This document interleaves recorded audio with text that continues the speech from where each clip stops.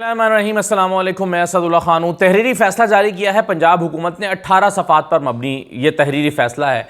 वो दरख्वास्त जो नवाज शरीफ साहब की तरफ से दी गई थी, उसमें कहा गया है कि नवाज शरीफ ने यह कहा अपनी दरख्वास्त में कि जी तबीयत ठीक नहीं है, जेल नहीं काट सकते, और उनकी इस दरख्वास्त पर हमदर्दाना गौर करते हुए उनकी दरख्वास्त कबूल की गई और उनको उनकी सज़ा को मुअत्तल की गई क्योंकि वो जेल नहीं काट सकते, उनकी तबीयत ठीक नहीं है। 4 साल वो लंदन में इलाज करा कर वापस आए हैं, लेकिन उनकी तबीयत ठीक नहीं है, इसलिए वो जेल में नहीं जा सकते।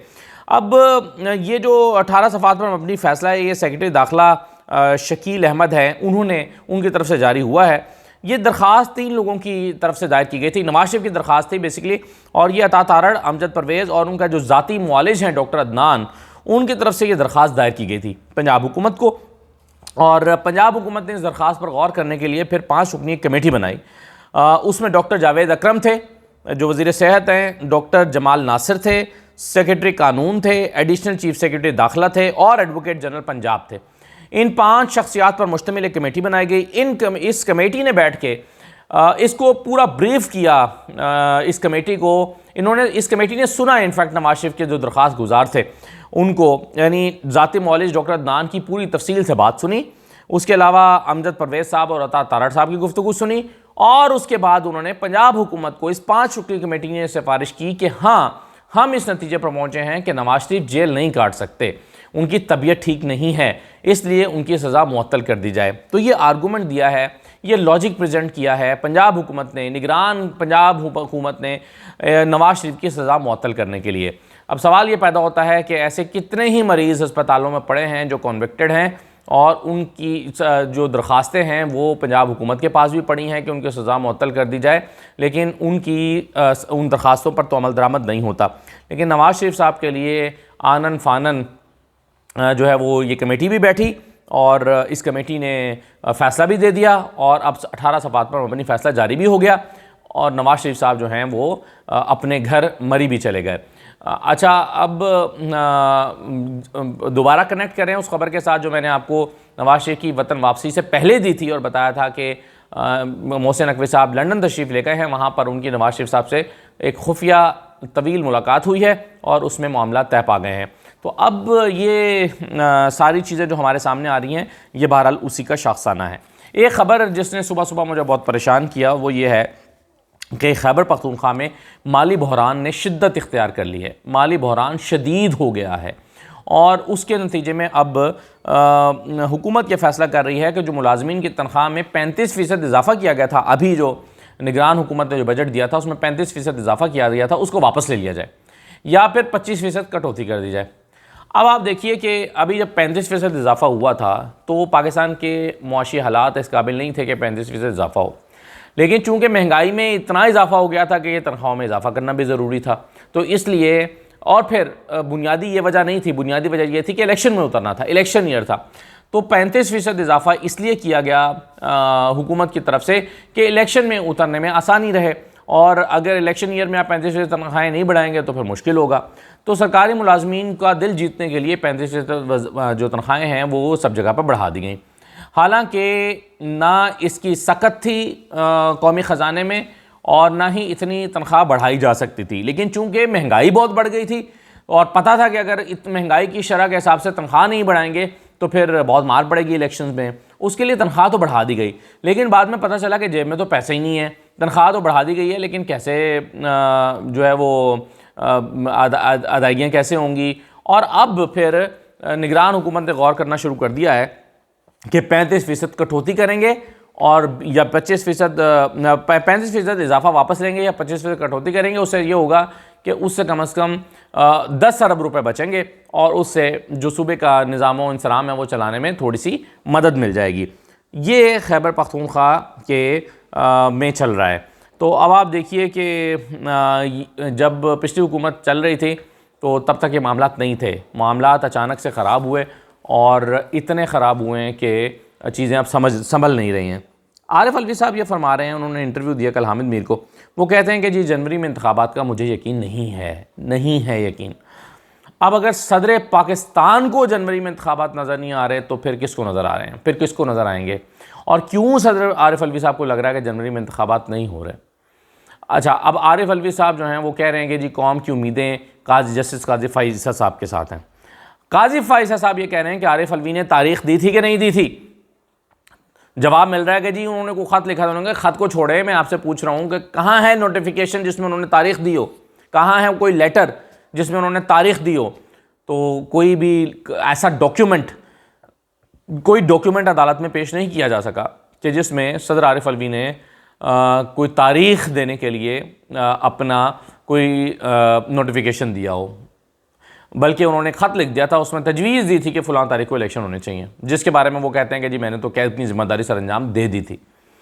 अब उनकी उम्मीदें काजी फ़ाइज़ साहब से हैं, काजी फ़ाइज़ साहब की उम्मीदें सदर आरिफ अलवी से हैं, और वो कहते हैं कि जी अगर तारीख देना सदर आरिफ अलवी की ज़िम्मेदारी थी तो उन्होंने तारीख दी क्यों नहीं अभी तक, वो ये कह रहे हैं।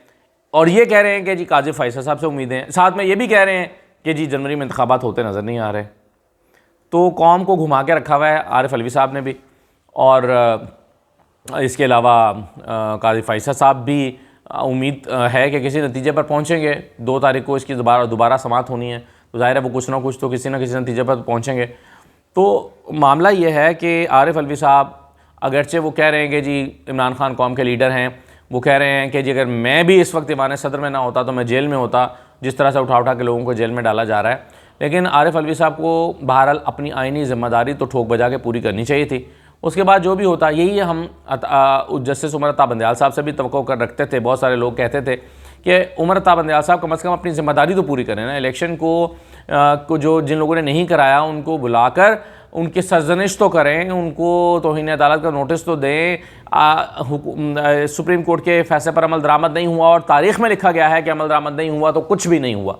अगर अमल दरामद ना किया जाए तो प्रेसिडेंट बन गया है कि अगर सुप्रीम कोर्ट के फैसले पर अमल दरामद ना किया जाए तो कोई एक्शन नहीं होता, ये भी एक प्रेसिडेंट बन गया है। तो उमर अता बंदयाल साहब ने भी अपनी पूरी जिम्मेदारी पूरी नहीं की और उन्होंने भी बस आसान रास्ता अख्तियार किया। तो आरिफ अलवी साहब जो हैं उन्होंने भी इलेक्शन की डेट नहीं दी और बस अपने आप को सच्चा साबित करने में लगे हैं कि मैंने डेट दे दी है, हालांकि कोई डेट नहीं दी। अगर कोई ऐसा डॉक्यूमेंट होता तो अदालत में प्रेजेंट किया जाता। उनके जो पटिशनर्स हैं, यानी उनके नहीं, इनफैक्ट जो 90 दिन में इंतखाबात चाहते हैं, वो पटिशनर्स भी डॉक्यूमेंट पेश नहीं कर पा रहे, ना आबिद ज़ुबैरी, ना इबादुर रहमान, ना कोई और पटिशनर। तो इस हिस्से में काजी फ़ाइज़ साहब जो हैं वो बार बार सवाल करते नज़र आए कि कहाँ है आरिफ अलवी का नोटिफिकेशन, कहाँ आरिफ अलवी ने तारीख दी है, अगर ज़िम्मेदारी थी तो पूरी क्यों नहीं की। वो उनको टॉन्ट कर रहे हैं और ये जो है अपनी ज़िम्मेदारियाँ काजी फ़ाइज़ साहब से लगाए बैठे हैं। अच्छा जी, वज़ीर आज़म पर तमाम अखबारात बड़ी तनकीद शुरू कर दी अचानक। वज़ीर आज़म पर, वज़ीर आज़म की जहाँ बहुत सारी बातों से हमें इख्तलाफ है, वहाँ पर उन्होंने एक बात ठीक की है। उन्होंने एक बात ये की है कि अखबारात का जो कारोबारी मॉडल है वो ठीक नहीं है। उन्होंने कहा है कि अखबारात अपना बिज़नेस ही सरकारी इश्तहारात पर प्लान करते हैं, यानी सिर्फ इस आस पर बिज़नेस चला रहे हैं कि सरकार इश्तहारात देगी। तो उन्होंने कहा कि ये क्या मॉडल हुआ, ये कौन सा मॉडल है कि जिस मॉडल के तहत आप अपना कारोबार कर रहे हैं, ये तो कोई मॉडल नहीं है। अगर आप इश्तहारात की वजह से अपना कारोबार चलाना चाहते हैं तो अगर इश्तहारात नहीं मिलेंगे तो क्या आप ज़बरदस्ती इश्तहारात लेंगे? अच्छा, अब ये इश्तहारात का खेल वैसे भी नहीं होना चाहिए, क्योंकि जो हुकूमतें होती हैं वो अपने मनपसंद अखबारात को इश्तहारात देकर अपनी मर्ज़ी से कंट्रोल करती हैं, और जो कंट्रोल नहीं होते उनके इश्तहारात बंद करती हैं तो वो फिर मजबूरन कंट्रोल हो जाते हैं। तो इश्तहारात आज़ादी सहाफ़त पर एक बहुत बड़ा निशान लगाते हैं, निशान पैदा करते हैं, सवालिया निशान लगाते हैं।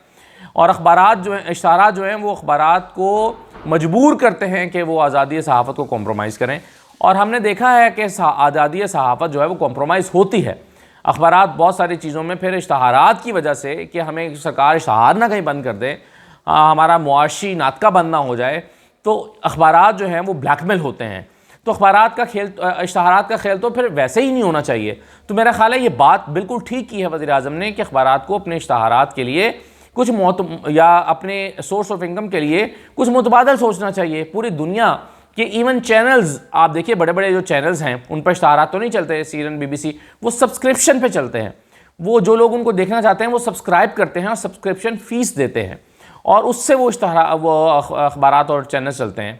अब हमारे यहाँ तरीका ये बन गया है कि 80-80 लाख रुपये एंकर्स को तनख्वाहें मिलती हैं, चंद एक को।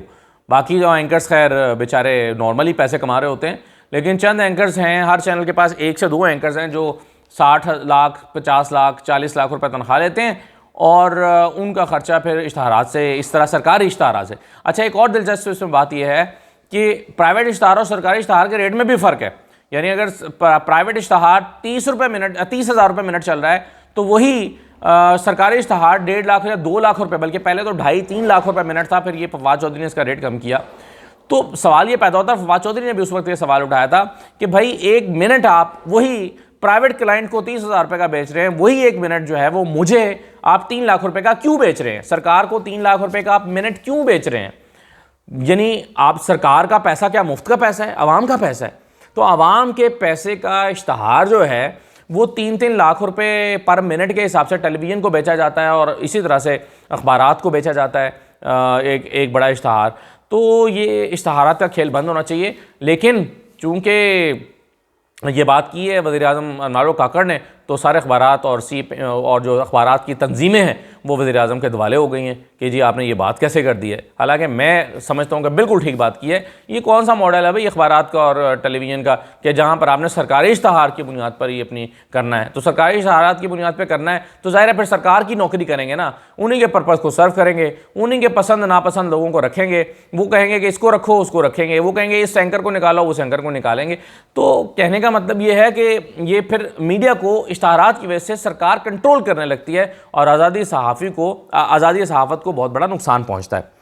आखिरी बात यह है कि देखिए, मैं पिछले दिनों में मेरा एक यूनिवर्सिटी में इंटरेक्शन हुआ है यंगस्टर्स के साथ, और यंगस्टर्स के सवालों ने मेरे जहन पे बहुत सारे नकूश छोड़े हैं और सोचने पर मजबूर किया कि यानी इस वक्त यंग लॉट जो है, यूथ, वो एक हमें बेचैनी का शिकार दिखाई देती है, जिनके बेशुमार सवाल आते हैं और आपको उन सवालों का जवाब नहीं मिलता। आप चाहे कितनी ही कोशिश कर लें कि उनको सेटिस्फाई करें, उनके अंदर एक होप जगाए रखें, लेकिन या तो नौजवान गुस्से में हैं या फिर वो नाउम्मीद दिखाई देते हैं। मसलन फैसलाबाद में यूनिवर्सिटी है, सरकारी यूनिवर्सिटी, उसके एक प्रोफेसर साहब ने मुझसे रब्ता किया। उन्होंने कहा कि तलबा में बेचैनी इतनी बढ़ गई है कि हमें कुछ समझ नहीं आता कि हम उनके सवालों का जवाब कैसे दें। मसलन उन्होंने कहा कि उन्होंने कहा कि मैं और मेरी तरह कुछ और प्रोफेसर ने ये कर रखा था कि 60 मिनट के लेक्चर में 10 मिनट एक जो है वो सोशल इश्यूज़ पर या अखलाकियात की अखलाकी, बच्चों की अखलाकी तरबियत के हवाले से हमने मुख्तस कर रखा था। मसलन ये कि आपको सोसाइटी में क्या अखलाकी तौर पर या मुआशरती तौर पर बुराई नज़र आती है। तो एक बच्चे ने कहा कि इशारा तोड़ना बड़ी बुरी बात है, तो सब ने तहिया किया कि जी आज से हम में से कोई इशारा नहीं तोड़ेगा। फिर झूठ बोलने पर, गलत बयानी करने पर, इस तरह की चीज़ों पर। तो अब मुझे प्रोफेसर साहब ने बताया कि बच्चों ने हमें इतने काउंटर क्वेश्चन शुरू कर दिए। उन्होंने कहा कि सोसाइटी के अंदर जो कुछ हो रहा है, आप हमें कहते हैं कि जुल्म नहीं होना चाहिए, तो ये इस वक्त क्या हो रहा है? आप कहते हैं नाइंसाफ़ी नहीं होनी चाहिए, तो अदालतों पे क्या हो रहा है? तो वो कहते हैं कि जी अदालतों पर सवाल कर रहे हैं, सरकार पर सवाल कर रहे हैं, निगरान हुकूमतों पर लोग सवाल कर रहे हैं, इस वक्त की पकड़ धकड़ पर सवाल कर रहे हैं। और उन्होंने कहा कि हम इतना परेशान हुए कि हम असातिज़ा ने फैसला किया कि वो 10 मिनट का जो हिस्सा है लेक्चर से वो निकाल दें, और ठीक है जो सब्जेक्ट पढ़ा रहे हैं वो पढ़ाएं। इससे मुझे अंदाज़ा हुआ, और मेरा खुद भी पिछले दिनों यही एक्सपीरियंस रहा है, और अब प्रोफेसर साहब की बात सुनकर भी मुझे ये अंदाज़ा हुआ कि बच्चों के अंदर जो यूथ है इस वक्त, उनके जहनों के अंदर एक खलफेशार मौजूद है या एक बेचैनी मौजूद है, एक सवालों का एक तूफ़ान मौजूद है, और उनके उन सवालों का जवाब उनको नहीं मिल रहा। तो यूथ जो है वो बेचैन है। इस बात को हमारी मौजूदा जो सियासी जमातें हैं उनको समझना होगा कि आप इस तरह से यूथ को दीवार से लगाकर और उनको अवॉइड करके कहीं पर भी मामलात को सुलझा नहीं सकते। अब आप देखिए, पिछले दिनों मरीम नवाज़ ने अपना जो है वो यहाँ पर विज़िट कैंसिल किया जीसी यूनिवर्सिटी में, क्योंकि उनको पता था कि इस वक्त यूथ के सवालों की ऐसी भरमार होगी कि जिनका जवाब देना मुश्किल हो जाएगा और सुबकी होगी उनको। और उन्होंने यूथ का सामना ना करने का ही फैसला किया, और वो यूथ के सामने नहीं गई। तो इस वक्त देखिए, हर वो बच्चा जो आज 18 साल का हो रहा है, हर वो बच्चा जो जिसका शनाख्ती कार्ड बन रहा है, वो इस बोसीदा गले सड़े निज़ाम और पाकिस्तान में जो स्टेटस को की सियासत है, इससे इतना तंग आ चुका है कि वो जो है एक बेचैन शख्स बन के रह गया है। और किसी भी सोसाइटी का जो बेचैन शख्स या यूथ होती है, वो ख़तरनाक भी होती है, वो नुकसानदेह भी होती है। इस बात को समझना चाहिए मेरा ख़्याल है तमाम सियासी जमातों को भी और तमाम फ़ैसला साज़ों को भी। इजाज़त दीजिए, अल्लाह हाफ़िज़।